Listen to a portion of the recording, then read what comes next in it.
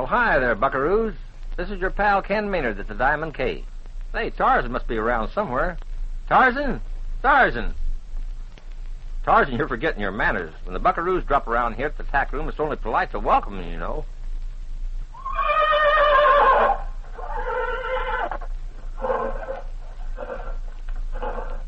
There, that's better.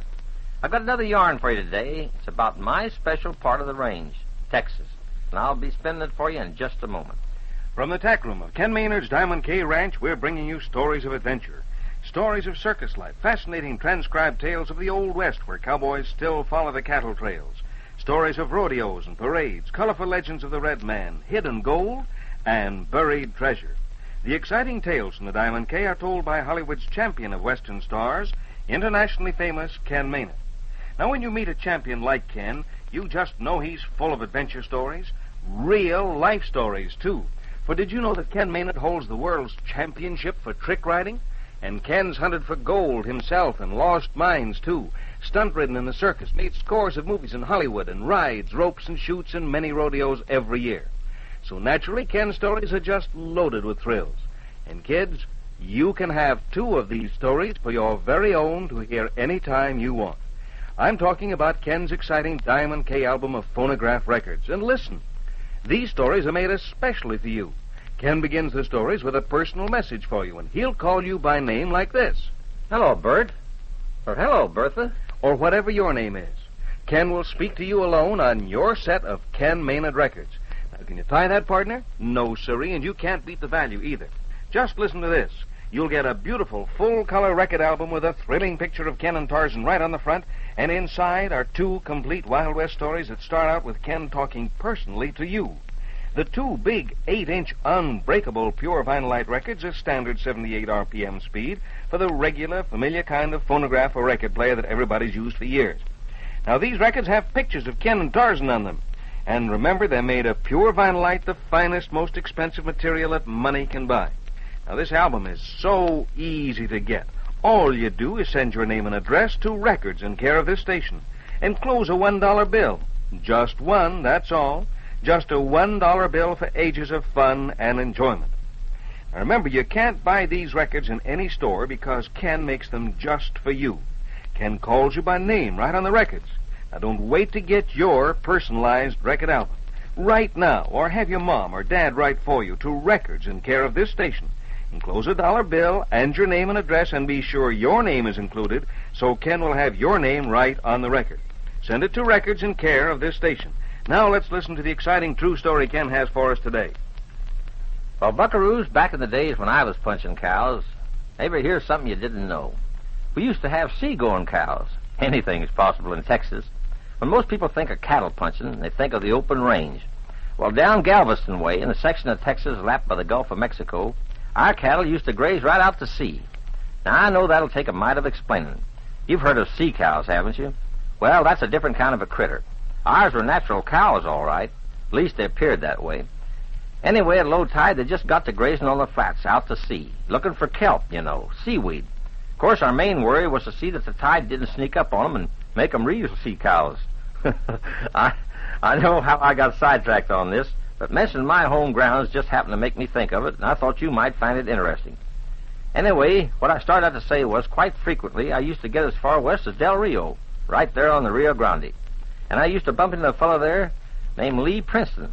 Seems like he always used to be in the store, the only place there was to get supplies. He wasn't working there either, just hung around easy with the talk. A right nice fella, in a lazy sort of a way, but don't know what he lived on. Anyway, I remember one rainy day, Tarzan and I had been sloshing through the stuff all morning, and it seemed like Del Rio would never show up. So when we got there, we weren't in any hurry to leave, at least until the rain let up a little. Tarzan had thrown his shoes, so I parked him down the local blacksmith shop first, mostly so he'd be under cover, and then I made for the store. When I got inside the door and threw off my poncho, sure enough, there was Lee, talking a blue streak, only stopping to spit at the pot-bellied stove that used to make things mighty comfortable when the weather took a dip. I got a nice welcome from Tracy, he ran the store, and the offer of a cup of coffee, which was mighty welcome, because it was cold, drizzling rain had been coming all day long. So with a big steaming jug of Java, I pulled up a chair by the stove, fixing to dry my boots, so it was just natural that Lee got to talking to me. Seemed that back in the 80s, Lee's dad and his Uncle Louie were farming a piece of land out east of Del Rio in the Mud Creek section. Didn't take much of a rain to make that creek swell.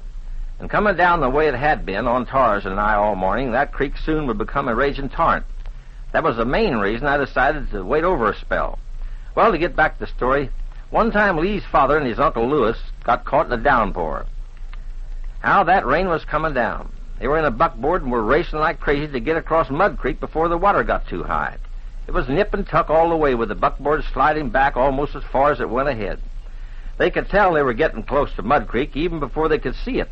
There was such a roar from the water it frightened them to think of having to cross through it, because there was no bridge, just a ford. Well, when they reached the water, it was an angry sight. The horses shied, wouldn't set a foot into it. They were probably smart horses. Anyway, it took some strong persuading to get the horses to start across again. Torn up trees and all sorts of things were swirling by, and some of the stuff big enough to give you a hefty knock on the head if it were to strike you. The water was getting so high, Lee's dad was up on his feet, cracking the whip to the horses' ears to keep them moving. At times, the water broke into the buckboard, carrying away the provisions they'd gone all the way to Del Rio to get. The things were getting so serious, it wasn't the grub they were worried about. The uprooted trees were piling against the sides and stuck into the wheels, and it looked like all were goners, including the horses.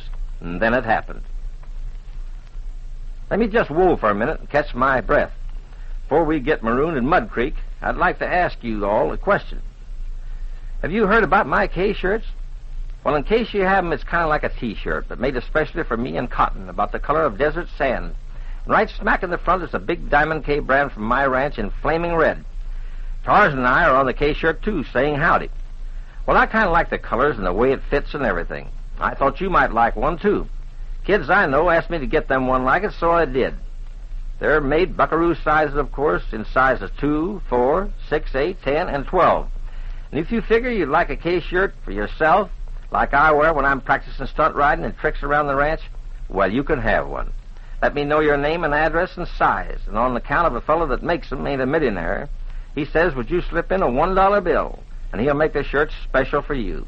Sounds kind of simple like. So if you want a real Western K-shirt like mine, send your name and address, size, and a $1 bill to K-shirt in care of this station. Fellow made me pay a lot more money than that for the ones I wear, so it sounds like a mighty big value to me. So if I were you, I'd send in right away. But now I'll quit gabbing and get on with my story. Well, Lee Princess' dad and his Uncle Louie were in quite a bad fix, stuck in the middle of Mud Creek, going on the rampage.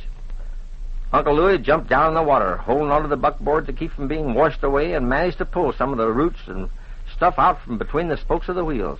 He almost drowned, and he was really gasping when he come up. But it set the wheels free. With Uncle Louie shoving from the rear, they managed to get the buckboard moving again, just in time for a big log come bouncing along on the top of that current. And if it had hit them, it would have knocked them clean into Kingdom Come. Well, they got by the middle, and things become a mite easier as they started up the other side. The creek was flooding its banks. It must have been twice as wide as usual. When Dad and Uncle Louis was getting up on safer ground, Uncle Louis saw something sticking out of the shallow water. They were safe now, so he called his brother's attention to it. Sure as shine, says Lee's dad. Wonder what it is. Don't know. Think it's worth having a look at, said Uncle Louis, pulling a piece of tumbleweed out of his beard. So they stopped the buckboard in the shallow water, and Uncle Louis waded over to have a closer look. Come here, he called his brother. What they found were some strange-looking bars about the size of hedgehogs. They debated a while about leaving them there, and then piled 4 of them in the buckboard. They were awfully heavy, too. It took the 2 of them to lift one, and a considerable amount of grunting besides. Well, they hauled this home because they thought it better to have something in the buckboard when Mother saw it. They knew she was going to complain when she found there wasn't any provisions. Well, sir, she raised a ruckus all right, accusing the boys of spending the food money for something else. And then she saw the bars they had in the back of the buckboard. She almost threw out the strange-looking bricks then and there. But something stopped her, so they just naturally ended up under the bed in a spare room, and everybody forgot all about them. That is, until some time later, a surveyor happened to spend the night with them.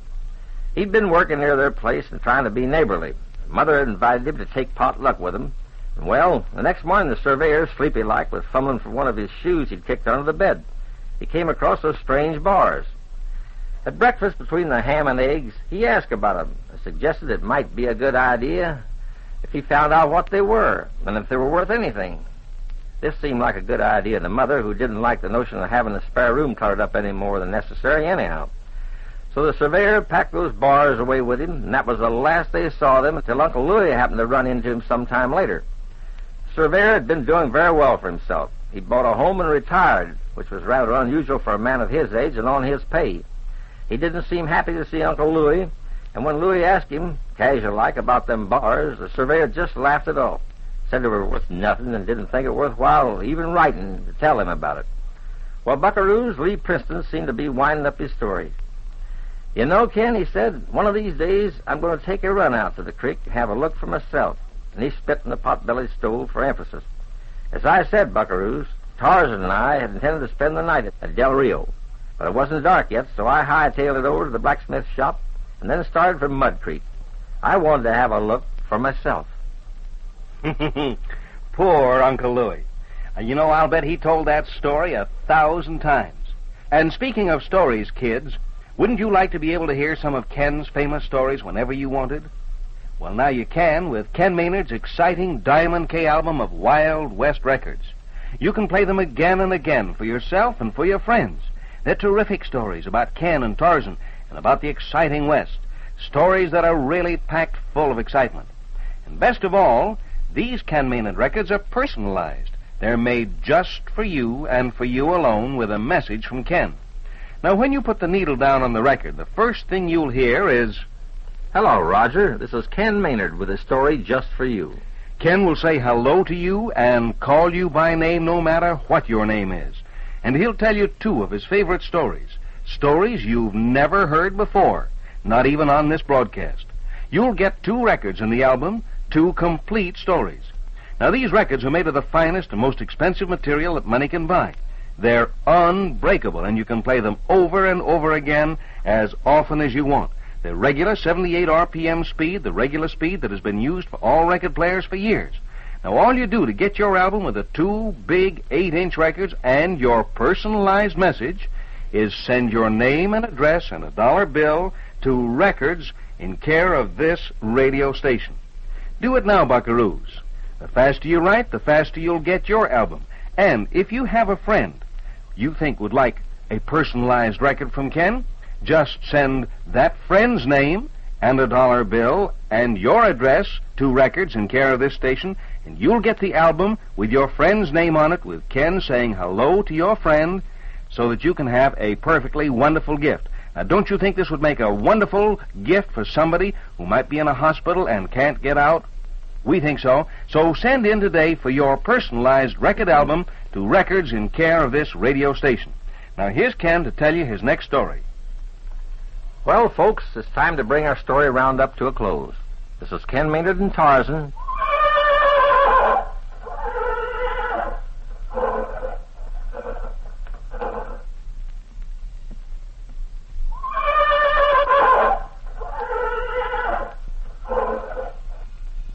Closing up the tack room at the Diamond K Ranch till I see you next time, when I'll tell you the story of the Golden Chimney. We'll be looking for you, and in the meantime, get your $1 bills in the mail now for some real Western fun. So long. You've been listening to Tales from the Diamond K, stories of adventure told by Ken Maynard, internationally famous cowboy, stunt rider, and Hollywood's champion of Western stars. Tales from the Diamond K was produced and transcribed in Hollywood.